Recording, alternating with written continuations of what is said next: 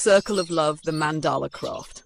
Here is a short story about two children who discover that every colourful part belongs within the circle of love, even when the picture itself cannot last.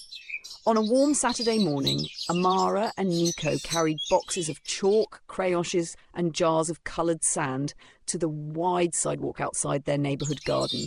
They had decided to create an enormous mandala. Amara drew the first circle with a piece of golden chalk. Nico added a smaller circle inside it. Then they divided the design into curved sections that looked like the pieces of a stained glass window.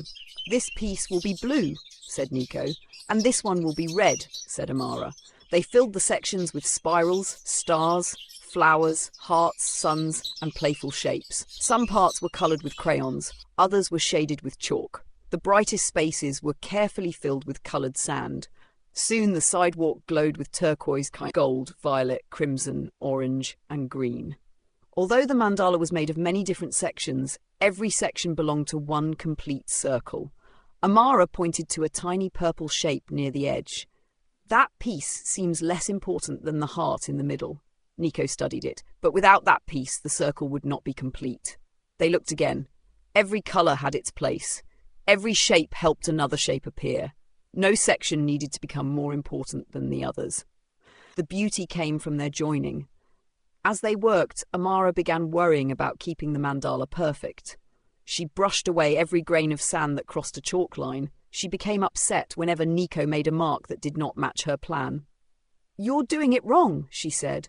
Nico stopped drawing. The joyful craft suddenly felt like a serious assignment. An old gardener named Elias was watering flowers nearby. He looked at the children and smiled. "Is your mandala a circle of love?" he asked. "Or a circle of rules?" Amara stared at the picture. She had wanted every part to belong, yet she had begun treating Nico as though he did not belong unless he followed her instructions. "I think I forgot the whole circle," she admitted. Nico handed her a piece of green chalk. "We can choose again." Together they added new shapes around the mistake. The uneven mark became a leaf, the leaf became a vine, and the vine curved beautifully into the next section. Amara laughed. "The mistake helped us make something we never planned." "The circle knew what to do with it," said Nico. Elias gently shook his head. "The circle did not guide you. Your willingness to play allowed guidance to reach you." The children grew quiet. They understood that guidance had not arrived through control. It had appeared when they stopped defending their own ideas and became willing to see differently. They continued drawing through the afternoon.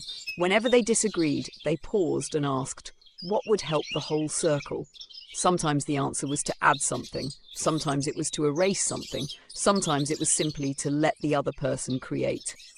By sunset, the mandala stretched across the sidewalk like a radiant window lying beneath the sky. Neighbours gathered around it. "It looks like 100 separate pictures," one woman said. "And one complete picture," said Amara. That night, rain began to fall. The chalk softened, the crayon marks blurred. Streams of coloured sand flowed between the stones. Amara watched from her window as their beautiful mandala slowly disappeared. For a moment she felt sad. Then Nico called from the porch. "The picture is going away, but did the love go anywhere?" Amara looked at him and smiled. The mandala had never been permanent. That was part of its gift. It had given them a place to practice creating, sharing, forgiving, and beginning again. The colours could wash away because the love they represented did not depend upon the sidewalk. The following morning, only faint traces remained. Amara and Nico returned with their art supplies. "Should we make the same mandala again?" Nico asked. Amara shook her head. "Let's listen and see what wants to appear today."